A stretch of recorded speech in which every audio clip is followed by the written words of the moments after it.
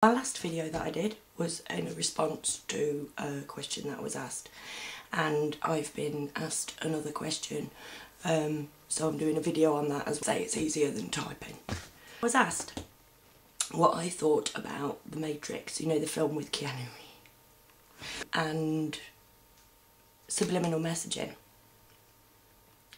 So we'll take The Matrix first because it was what was written first. So that's David Icke uses the term matrix a lot because he refers to it as the veil that's pulled over all of our eyes, and we live in a completely fake world. This is not how it was meant to be, and it isn't logical, reasonable to expect human beings to behave like this, and if we weren't bred the way we were bred, we wouldn't stick it either, because it isn't logical. And with the Matrix is that it very, very neatly tied things up in a bow for people.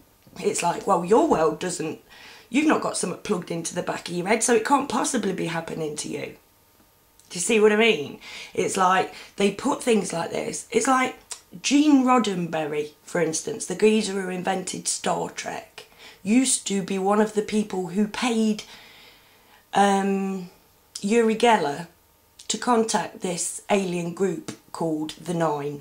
Right, they're a group of influential, because it's always the richest people who do this, remember. Those people, we're told it's all nonsense, right? But the rich people, they are the ones that research all this shit because they know that it's true, right? And Uri Geller used to channel these Nine for a group of wealthy people, one of which created Star Trek. I'm making it up. Might have it wrong in some places, but I'm not making it up. Some things that we will not touch. God, Jesus. Stay well away from Jesus, stay well away from the monarchy. And there is a reason for that. A very good reason for that. And that you can't just stand up in front of the world and say the church is Satan. They are evil. You can't do that because they have put so much into our education to make sure that we see them as holy. So you can't do that. It has to be a slow process. It has to be pointing out the logic, working out the logic, you know, whoa, hold on a minute, now you've said that, I'm looking at this in a different way, that kind of thing. The real life matrix of flaws and nonsense that goes over what we should be, what we could be, if we didn't believe these people, right?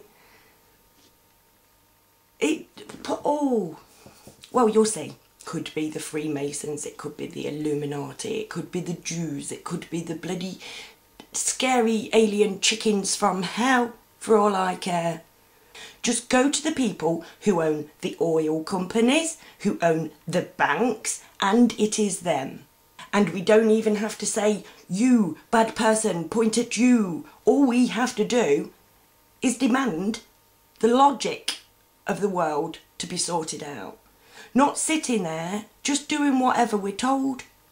Because the ones at the top of the pyramid, right, literally, they don't give a stuff about you. Totally not whatsoever. Remotely.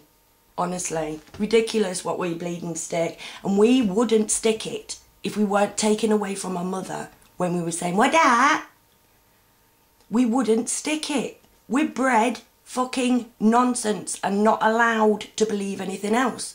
So this actually neatly ties in with subliminal messaging. Now, for subliminal messaging, you have to go no further than Derren Brown.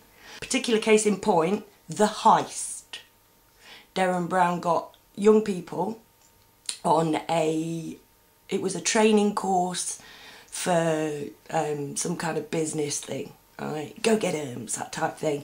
At the end of the programme, he got, I don't know how many it were, but it was at least 3, I think. Might have just been 3, who knows. People to hold up an armed van at gunpoint. And he did that by implanting thoughts into their head. Now, Derren Brown is incredibly adept at this. And then Derren Brown comes out and does programs on psychics and things like that, using words that he does in the way that he does it to make us think that it's all a bunch of bunkum. Tony Robinson, for instance. I thought the Da Vinci Code was complete knack until after I'd read Angels and Demons, and my friend John told me, no, there's a load in that that's fact. But Tony Robinson had told me that Da Vinci Code was all a bunch of nonsense, so I'd believed him. Completely missed out on an entire book because of Tony Robinson. And this, we are so susceptible to suggestion. We can't possibly fathom that we are being suggested to in a negative way, because why would they do that? They rule us, for God's sake. We're under their care. I'm sorry to point it out, but we're not. We are their slaves. We are farmed. All we do is go along with life and keep ourselves busy, making sure that they've got everything. They don't just have 400 odd servants in the palace. They've got a whole effing country full of them. In fact, the amount of people who absolutely, you know, staunch royalists who have never met them, and if they have, wouldn't be allowed to speak to them unless they were spoken to. We love them because from the age of 4, they've ensured that we have been told that they are fantastic. And this is the veil of lies that hangs over everybody's face. There is no machine that plugs into your back of your head that's going to wake you up and everything's going to go ping. But the world is a big, huge, big, smelly pack of dog bob. Lies, falsifications, secrets and crap for their... Before Nazi Germany went down, all of their money was shipped overseas. The people who run the world are all interconnected. Do you know what I mean? They do speak to each other. All of this stuff is for show. It is a matrix. It is a veil of crap so that we can't see them.